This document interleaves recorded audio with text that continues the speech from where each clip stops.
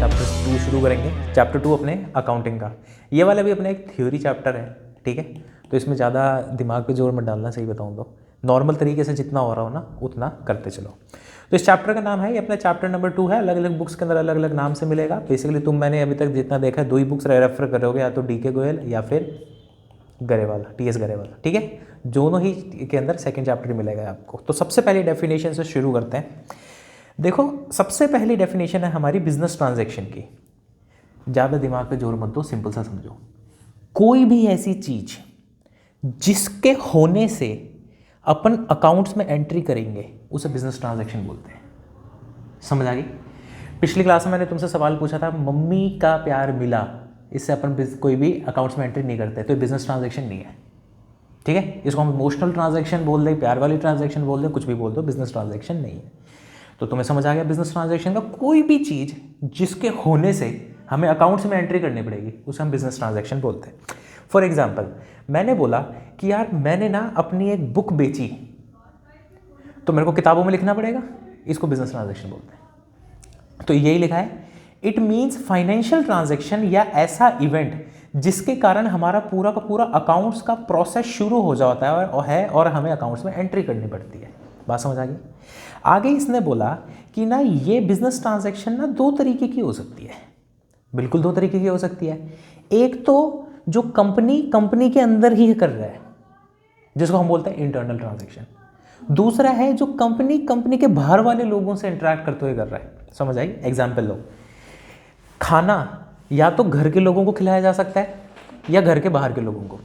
जो घर के लोगों को खिला रहा है उसको हम इंटरनल बोलेंगे, जो घर के बाहर के लोगों को खिला रहा है उसको हम एक्सटर्नल बोलेंगे। उसी तरीके से हमारा बिजनेस ट्रांजैक्शन भी 2 तरीके से हो सकता है। तो जैसे कि इंटरनल का ये आप इतना ज़्यादा डिटेल में मत करना, अभी आपका ही डिटेल में करने का कोई सेंस नहीं बन रहा। धीरे स्लोली एंड ग्रेजुअली इन सारे शब्दों को मैं समझा दूंगा, ठीक है। हम क्या बोलते हैं, अब हम जो बिजनेस ट्रांजैक्शन है ना, इसको 2 तरीके से सेटल कर सकते हैं। सर 2 तरीके से सेटल कर सकते हैं? एग्जाम्पल है, अपन ना कहीं रेस्टोरेंट में गए, तो रेस्टोरेंट में सारे के सारे फ्रेंड्स का ग्रुप था। कुछ दोस्तों ने तो तुम्हें हाथों हाथ कॉन्ट्री दे दी, कुछ दोस्त तुम्हें कह रहे हैं हम तेरे को हफ्ते बाद देंगे, ठीक है। तो 2 तरीके से तुम्हें पेमेंट मिली, या तो पेमेंट अभी की अभी मिल गई, या फिर कुछ दोस्तों ने बोला कि हम हफ्ते बाद देंगे। तो देखो, जोन सी पेमेंट हमें अभी की अभी मिल गई, हम उसको क्या बोलते हैं? Cash transaction. बात समझ आई? और जोन सी उधार वाली ट्रांजैक्शन है उसे हम क्या बोलते हैं? Credit transaction. बात समझ आ गई? ठीक है। तो cash transaction, credit transaction, internal transaction, external transaction, या कोई भी ऐसी चीज जिसके कारण हमारा अकाउंट्स का प्रोसेस शुरू हो जाता है, हमें एंट्रियां करनी पड़ती है, उसे हम बोलते हैं बिजनेस ट्रांजैक्शन। कोई डाउट? अगला करते हैं। देखो, अकाउंट के अंदर ये बोल रहा है, it is a record of transaction under a particular head. Account का हम क्या बोलते हैं?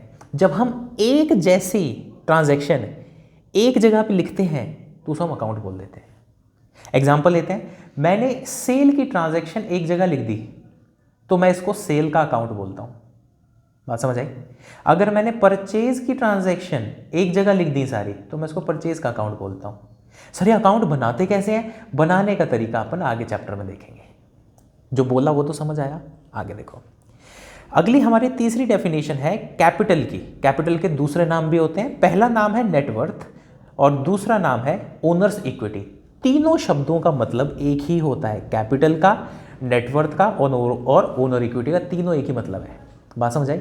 अब ये होता क्या है? तो देखो, कोई भी कंपनी का मालिक अपनी कंपनी के अंदर जो पैसा लगाता है उसे हम कैपिटल बोलते हैं।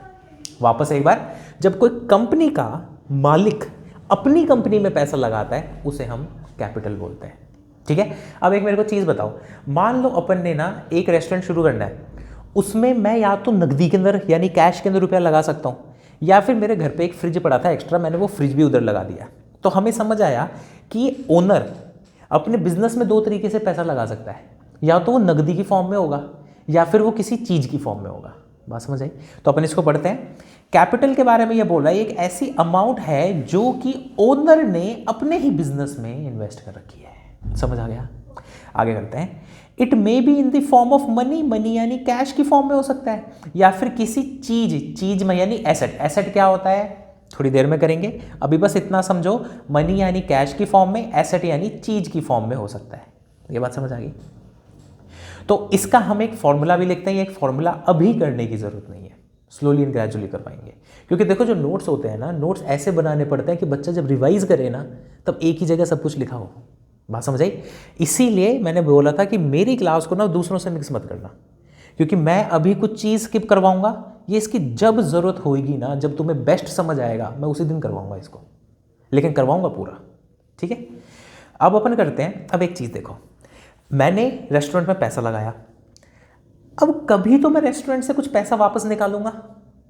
तो ओनर जब अपने ही बिजनेस से कुछ वापस निकालता है उसे ड्राइंग बोलते हैं। बात समझ आ गई? तो देखो ड्राइंग में क्या बोला, ड्राइंग के अंदर बोला कि एक ऐसी अमाउंट है जो कि ओनर ने अपने खुद के पर्सनल यूज के लिए बाहर निकाल ली। ठीक है सर, ड्राइंग भी दो तरीके से हो सकती है क्या? कैश और एसेट वगैरह किसी फॉर्म में? हाँ, ड्राइंग भी दो तरीके से हो सकती है, या तो नकदी में पैसा निकाल लिया, या फिर कोई सोफा पड़ा था सोफा निकाल के ले गया बस, या फिर रॉ मटेरियल पड़ा था, ब्रेड चाउमीन पड़ी थी वो निकाल के ले गया। ठीक है, आगे इसने बोला drawing reduce the capital of the owner. इसका मतलब ये है कि सीधी सी बात है, अगर मान लो मैंने 1 लाख रुपए रेस्टोरेंट में लगाया था और 10,000 रुपये वापस निकाल लिए, तो सीधी सी बात है नेट मेरा कितना बचा? 90,000 बचा ना। तो इसलिए बोलते हैं कि ड्राइंग्स क्या होती है, ड्राइंग्स आपकी कैपिटल को कम कर देती है। सीधी सी बात है, कम ही करेगा, क्योंकि अपोजिट नेचर की है। अब अपन समझते हैं लाइबिलिटीज। लाइबिलिटीज क्या होता है? देखो लाइबिलिटीज का मतलब होता है जब भी हमें किसी को कोई अमाउंट देनी है, यानी हम पे कर्ज चढ़ा हुआ है, यानी हम पे उधार ले रखा है हमने किसी से, उसको लाइबिलिटी बोलते हैं। यानी अपन ने उधार ले रखा है, अपन ने कर्ज ले रखा है, अपन ने किसी को पैसे देने हैं, उसको हम क्या बोलते हैं? लाइबिलिटी। तो लाइबिलिटी का क्या बोला गया? लाइबिलिटी मींस अमाउंट ओड यानी पेबल बाय द बिजनेस। यानी जब बिजनेस को कोई सा पैसा देना है किसी को, या फिर दूसरे शब्दों में बोलूं उधार चढ़ रखा है हम पे, तो हम उसको लाइबिलिटी बोलते हैं। आगे इसने बोला लाइबिलिटी दो तरीके की हो सकती है। एक तो बिजनेस ने अपने ही लोगों को जो पैसा देना है, फॉर एग्जाम्पल कैपिटल। ठीक है, एक ना चीज समझो, बहुत ढंग से समझ आएगा, इस चीज को हमेशा याद रखना। तुमने देखा है कि अभी हाल ही के अंदर अनिल अंबानी के ऊपर कुछ केसेस चल रहे थे, है ना? और अनिल अंबानी ये बोल रहे थे कि मेरे पास तो पैसा ही नहीं है, मैं तो दिवालिया हो गया। दिवालिया और दिवाली में फ़र्क होता है। अनिल अंबानी ने बोला कि मैं तो दिवालिया हो गया। पता है क्यों बोला उसने? क्योंकि हमारा जो कानून है ना, हमारा कानून बोलता है कि जो मालिक है कंपनी का, बिजनेस का, वो और जो बिजनेस है उसका, ये दोनों अलग चीज़ें हैं, दोनों सेम नहीं है।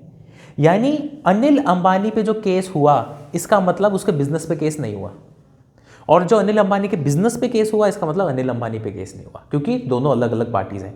यानी अनिल अंबानी और उसका जो बिजनेस है, दोनों अलग अलग पार्टी हैं। अगर हम इसको पहली पार्टी बोलते हैं तो हम इसको दूसरी पार्टी बोलते हैं।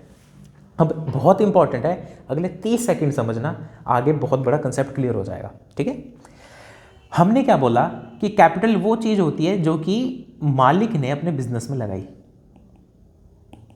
सही बात है।